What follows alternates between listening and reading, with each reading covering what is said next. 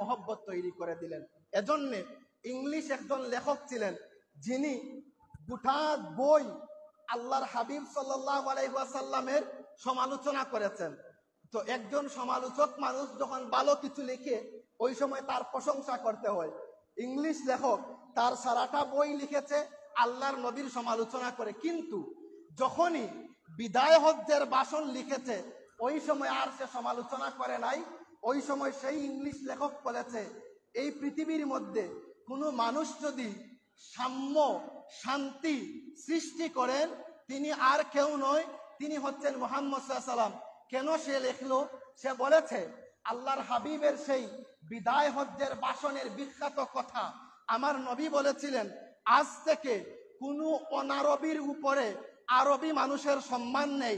আজ থেকে কোনো আরবি মানুষের উপরে অনারবি মানুষের কোনো সম্মান নেই।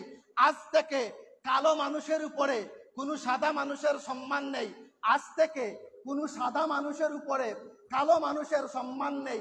ইংলিশ লেখক বলেছে পৃথিবীর মধ্যে ওয়াজ করেছেন, বক্তব্য দিয়েছেন সমস্ত নবীগণ, কিন্তু ওই বক্তব্যকে বাস্তবে যিনি প্রতিফলিত করেছেন উনি হচ্ছেন ইসলামের নবী মুহাম্মদ সাল্লাল্লাহু